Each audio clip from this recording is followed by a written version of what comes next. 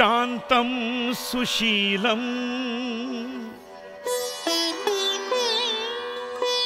सुमन सच्चरितं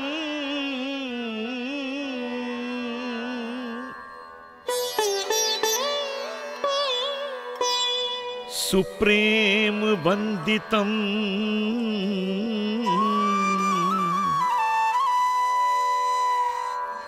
सीते राम कथा हृदयम्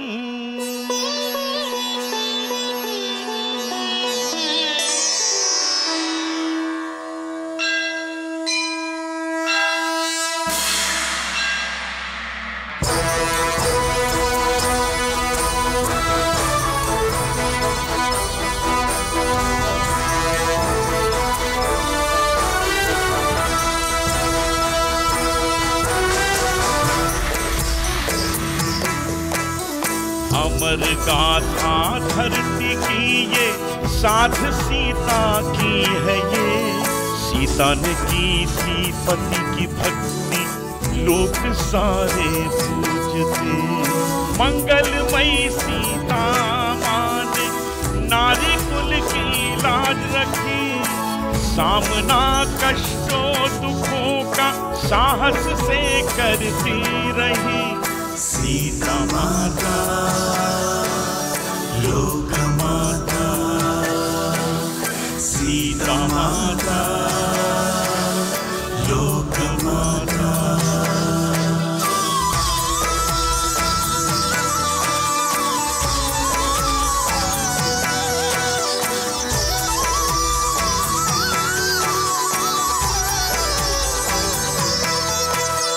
मिथिला नगरी जनक कुल में लाई उजाला जानकी।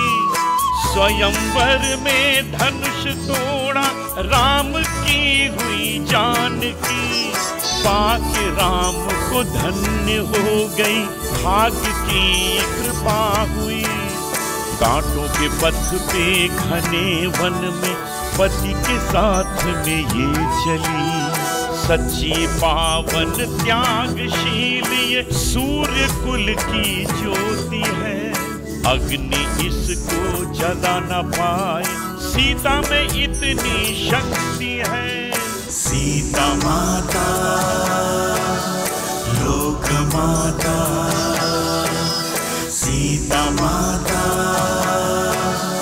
लोक माता। राम की हृदय वासिनी वरदायिनी। सीता माता, सीता लोक वरदायिनी। तुम जैसी स्त्री पर मैं मोहित हो गया हूँ ये बोध कर संतोषित हो जाओ सुंदरी। इस निरर्थक तपस्या को छोड़कर मुझे इसी क्षण स्वीकार कर आनंदित कर लो। तुम्हारी अविवेकता का अंत करो। तुम्हारे इन वचनों से घिन हो रही है मुझे। कई कन्याएं पुरुषों के काम, मोह और वैभव से आकर्षित होती है और तुम जैसों के वश में हो जाती है। यही तुम्हारी बुद्धि है। तुम्हारी ऐसी बुद्धि पर मैं धिक्कार करती हूँ। एक विचार प्रस्तुत करती हूँ, ज्ञात रखना। परम पुरुष को अपने मन में पति के रूप में प्राप्त करने वाली, उनको पूरी तरह से प्राप्त करना ही मेरा सर्वप्रथम लक्ष्य है।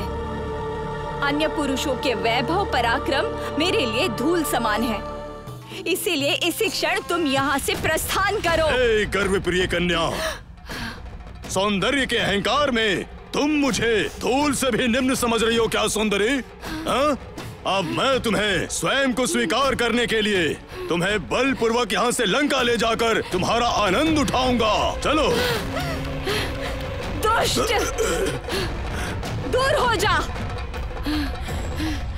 मुझ जैसी शीलवती को प्राप्त करने आए तुम नाश हो जाओगे।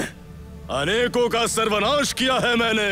तुम्हारे क्रोध की ज्वाला में जलकर भस्म के लिए मैं वो सांबा नहीं हूँ, रावण हूँ मैं। चलो मेरे साथ। अरे दुष्ट, मुझसे स्वीकृत ना होने पर मेरी सौंदर्य का भक्षण करने का प्रयत्न करने वाले कामकीट, एक पतिव्रता का प्रेम क्षणिक भोग को पार करने वाली अनंतकालिक आनंद होता है। ये तुम जैसे अज्ञानी को बोध करवाना मुझसे असंभव है। तुम्हारे स्पर्श से मलिन हुए मेरे इस शरीर को मैं अपने स्वामी के लिए अग्नि को अर्पित करती हूँ।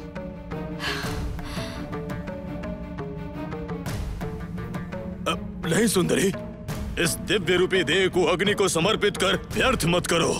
मैं तुम्हें प्राप्त करता हूँ। तुम इस अग्नि के भीतर नहीं आ पाओगे, मेरे देह के दहन को नहीं रोक पाओगे। नहीं सुंदरी नहीं, तुम्हारे इस अपूर्व देह को मेरे जैसे रसमय के भोग से दुर्लभ कर अग्नि को अर्पित कर मुझे महादान के रूप में प्राप्त करने से तुम वंचित मत करो। अरे दुष्ट, ऐसे अनेक देह मुझे प्राप्त होंगे। इस जन्म में और इस देह से प्राप्त ना कर पाने वाले प्रेम को, उनके चरण सेवा करने के अवसर को अगले जन्म में अगले देह में प्राप्त करूंगी। तब मेरे पति से ही तुम्हारा संहार होगा। नमो अग्निदेव, मेरे देह को स्वीकार कीजिए।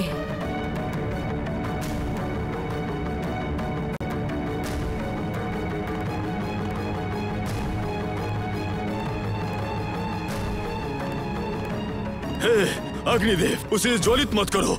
इस दिव्य सुंदरी के देह को ज्वलित मत करो। हे सुंदरी, अब तुम कैसी अविवेकी हो। हे अग्निदेव, तुम कैसे अज्ञानी हो। इस अपरूप सौंदर्य से मुझे आनंद प्राप्त करने से पूर्व ही वो भस्म कैसे हो गई। हो मुनिंद्र, उस दशकंठ रावण के दुष्ट कर्मों का मुझे बोध है। अपने मल सहोदर कुबेर को लंका से बलपूर्वक निकालकर उस राज्य को अपने वश में कर लिया। इसके पश्चात कुबेर जब अलका नगरी में वास कर रहा था, तब वहां जाकर उसने पुष्पक विमान को अपने वश में कर लिया। और इसके पश्चात परमेश्वर के कैलाश को वश में करने के लिए गर्वभंग होने के बाद भी रंभा पर उसने बल उपयोग किया। इतने अनर्थ कार्य करने के बाद भी अपने विवेक को त्याग कर उसने वेदवती को बलपूर्वक पाने की चेष्टा की। ये बात आपसे सुनने के बाद रावण को, उस रावण पर मुझे क्रोध और तिरस्कार की भावना उत्पन्न होती है। जनक महाराज, उस रावण से भविष्य में और क्या क्या अनर्थ होने बाकी हैं पता नहीं। अंत में वेदवती आपको सीता के रूप में प्राप्त होने में उस रावण का भी मुख्य पात्र है। इसे स्मरण रखिएगा। परंतु हे मुनिवर, उस रावण की दुष्टता को न सह पाने वाली वेदवती ने स्वतः को ज्वलित कर भस्म कर दिया, ऐसा आपने ही कहा। इस प्रकार भस्म हुई वेदवती मेरे राज्य की भूमि में, वो भी एक स्वर्ण पेटी में शिशु के रूप में पुनरावर्तित हुई है। इसका क्या कारण है महर्षि? बताता हूं महाराज, बताता हूं। वेदवती के भस्म होने के पश्चात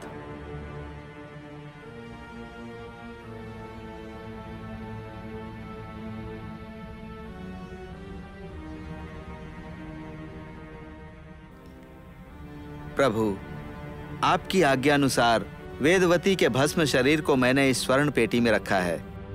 इसे लंका ले जाकर जल में विसर्जित करके अंतिम संस्कार करेंगे। मूर्खों की भांति बात मत करो। जब भी मुझे उस सुंदरी का स्मरण हो, तब यह भस्म मेरे नेत्र के समक्ष होना चाहिए। अवश्य प्रभु।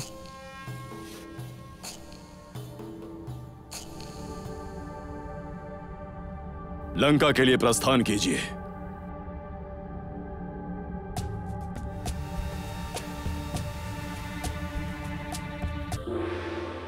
महाराज, इस सीता को आप प्राप्त कर पहले कभी ना अनुभव किए आनंद और हर्ष को आपने अनुभव किया है ना महाराज? हाँ मुनिवर, इस राजमहल में कभी किसी शिशु की ध्वनि सुन भी पाऊंगा? उस शिशु को अपने पैरों से चलते हुए देख पाऊंगा या नहीं? एक निविदा शिशु को अपने हाथों से खिलाने का सौभाग्य मुझे इस जन्म में मिलेगा या नहीं, यही सोचकर मैं भयभीत हो जाता हूं। किंतु अब इस शिशु के हमारे राज्य में आने से मैं प्रसन्नित हूं, मैं प्रसन्नित हूं, अति प्रसन्न हूं। ये शिशु अपने पिछले जन्म में देवी वेदवती थी, यह आप ही ने अवगत कराया। परंतु स्वर्ण पेटी में ये शिशु हमारे राज्य की भूमि में कैसे पहुंची, इस विचार को ज्ञात करने के लिए प्रत्येक क्षण मेरे मन में कौतूहल हो रहा है। इसे कृपा कर ज्ञात कराइए। अवश्य करता हूं महाराज। वेदवती के भस्म होने के पश्चात उस भस्म को लेकर रावण लंका की तरफ प्रस्थान करता है। उसके पश्चात लंका में रावण को अनेक पराजय और समस्याओं का अनुभव करना पड़ा। कैलाश पर्वत को ही कंपित करने वाला बलवंत, पर शिव से रावण नाम प्राप्त करने वाला धीमंत, उग्र तपस्या से ब्रह्मा को हर्षित कर वर प्राप्त कर तीनों लोक पर विजय प्राप्त करने वाला पराक्रमी, किसी भी लोक में ना पाने वाले वैभव के लंका का नरेश, पराजय को न देखा हुआ साहसी, अपने इच्छुक को क्षण भर में प्राप्त करने वाला चतुर, ऐसे रावण का पराजय, कार्यवीर अर्जुन के समक्ष पराजय, बाली के समक्ष पराजय, पराजय पराजय पराजय। ये रावण अपने जीवन में कुछ भी सह सकता है, परंतु पराजय को नहीं सह सकता, तिरस्कार को भी नहीं सह सकता। आप में से कोई इसका उत्तर दे, क्यों ये पराजय कैसे संभव हो सकता है? मुझे इसका उत्तर चाहिए, नहीं तो आपको विशेष दंड भुगतना होगा।